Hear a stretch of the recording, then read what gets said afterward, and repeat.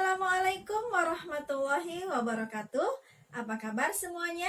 Semoga selalu dalam lindungan Allah Subhanahu wa Ta'ala. Bertemu lagi dengan saya, Usnawi Rahayu SPD, dalam mata pelajaran Bahasa Indonesia. Di video kali ini, kita akan membahas materi di kelas 12 mengenai fakta dan opini di dalam teks editorial. Berikut ini penjelasannya. Aktivitas membaca hendaknya mampu memberikan wawasan dan pemahaman seseorang akan bahan bacaannya. Karena itu, pada saat seseorang akan membaca naskah, sebaiknya paham betul apa yang menjadi target pembacaan. Dengan demikian, intensitas pembacaan dapat dicapai secara optimal. Misalnya, membaca naskah puisi mempunyai target pencapaian yang berbeda dengan membaca naskah pidato. Begitu juga membaca naskah cerpen, novel, atau naskah lainnya. Teks editorial mengemukakan pendapat atau opini. Pendapat-pendapat itu merupakan tanggapan terhadap peristiwa atau fakta yang menjadi sorotan penting pada media massa. Dengan demikian, dalam teks editorial selalu ada fakta dan opini. Apa itu fakta dan opini? Mari kita bahas. Pengertian fakta dan opini. Fakta adalah pernyataan yang menampilkan situasi real dari sebuah masalah ataupun kejadian. Karena hal inilah bisa dikatakan bahwa kebenaran sebuah fakta sudah teruji. Di dalam fakta tidak ada pendapat antara orang yang satu ataupun yang lain. Yang ada hanyalah situasi nyata yang memang telah terbukti dan terverifikasi. Lalu, apa itu opini? Banyak pendapat yang mengemukakan tentang arti sebuah opini. Salah satunya adalah pendapat dari Leonardo W. yang menyatakan opini adalah suatu sikap atau pendapat seseorang mengenai sebuah persoalan ataupun keadaan yang pernah maupun sedang terjadi. Opini antara satu orang dengan orang lainnya cenderung tidak sama, sebab dipengaruhi pola pikir, pengetahuan, serta lingkungannya dalam menanggapi situasi ataupun persoalan. Fakta maupun opini memiliki ciri-ciri tersendiri yang membedakannya satu dengan yang lainnya.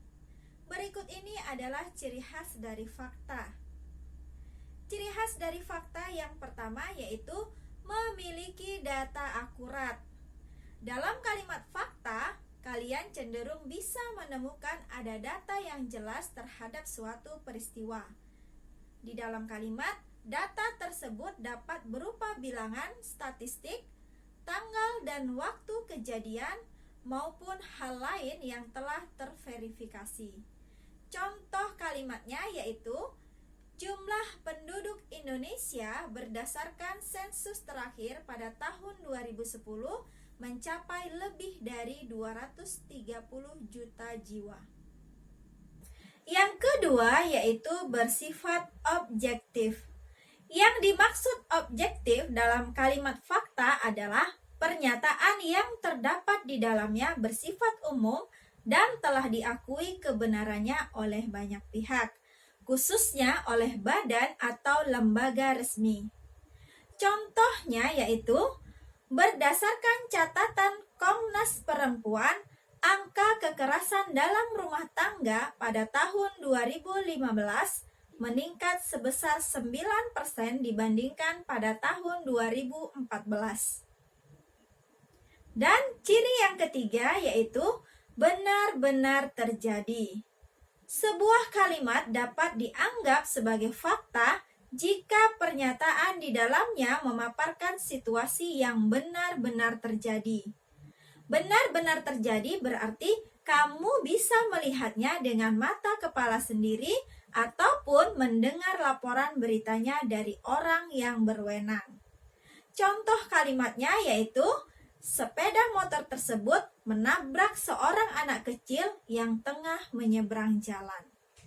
Sedangkan ciri-ciri kalimat opini yaitu, yang pertama, mengandung pendapat pribadi ataupun pendapat orang lain. Yang namanya opini berarti dalam kalimat tersebut kalian akan menemukan pendapat dari diri sendiri ataupun dari orang lain. Dalam beberapa kasus, pada kalimat opini ditemukan pernyataan dari orang yang sudah terkenal, sehingga terkesan sebagai fakta. Padahal perkataan orang tersebut juga masih sebatas pendapat yang belum bisa dibuktikan kebenarannya. Hal ini termasuk ke dalam kategori kalimat opini. Contohnya yaitu, Kapolsek menduga ada pihak yang sengaja membakar ruko-ruko di daerah Tangerang tersebut. Ciri-ciri yang kedua yaitu bersifat subjektif. Hampir sama dengan ciri-ciri yang pertama, ciri-ciri yang kedua dari kalimat opini adalah pernyataan yang dipaparkan dalam kalimat cenderung subjektif. Artinya, hal-hal yang dikemukakan hanya menurut salah satu pihak, sehingga tidak bisa dikatakan netral. Contoh dari kalimatnya yaitu, saya yakin dia berselingkuh dengan pacar saya.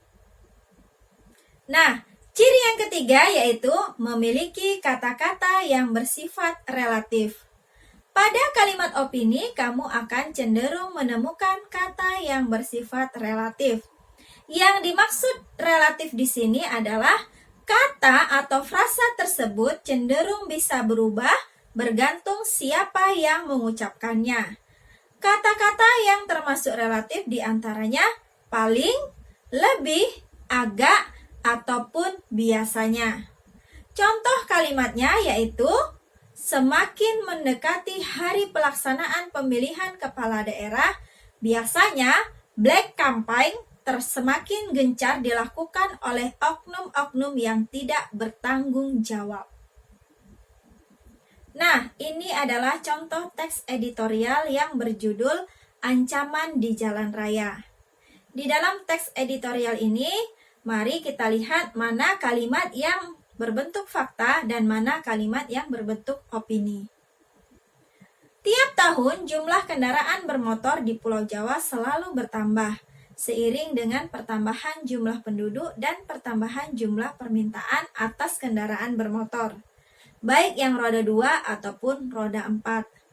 Hal tersebut tentunya membuat kondisi di jalan raya selalu ramai dan macet setiap harinya.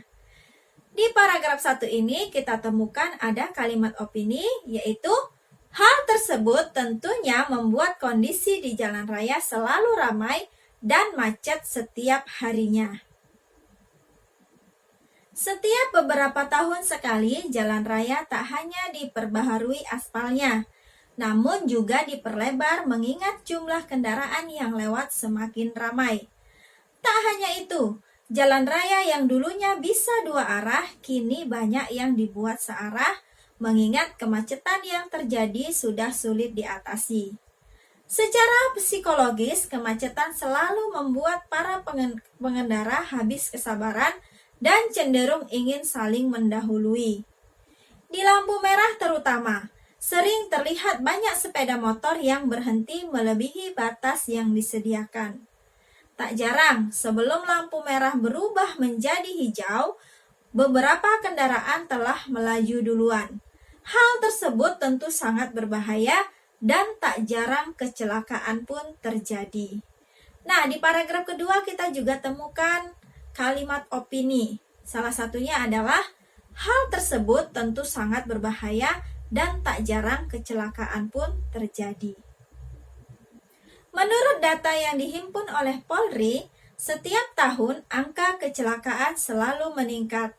Pada tahun 2015, korban meninggal dunia akibat kecelakaan berjumlah 22.158 jiwa. Dan tahun 2016, angka tersebut naik sekitar 3%, yakni 23.683 jiwa. Sementara itu, jumlah total kecelakaan yang terjadi pada tahun 2015 adalah 87.878 kali dan tahun 2016 sejumlah 96.635 kali. Di paragraf ketiga, ini semua kalimatnya adalah fakta. Kenapa fakta? Karena di situ ada data-data yang dihimpun oleh Polri. Ya, itu dia kalimat fakta. Kemacetan yang terjadi di jalan raya akibat banyaknya jumlah kendaraan yang melintas tak hanya berdampak sepele. Ancaman di jalan raya bukanlah mitos bahwa resiko keselamatan mengendarai kendaraan pribadi untuk bepergian hanyalah 50% saja. Berhati-hati kadangkala bukanlah jaminan. Pasalnya, di jalan raya para pengendara berhadapan dengan pengendara lainnya yang kadangkala ceroboh dalam berkendara. Di sini kita temukan satu kalimat opini, yaitu berhati-hati kadangkala bukanlah jaminan. Pasalnya di jalan raya para pengendara berhadapan dengan pengendara lainnya yang kadangkala ceroboh dalam berkendara. Demikian penjelasan mengenai fakta dan opini yang ada di dalam teks editorial. Mudah-mudahan membantu kalian dalam memahami setiap materi pembelajaran. Terima kasih telah menyaksikan video ini. Wassalamualaikum warahmatullahi wabarakatuh.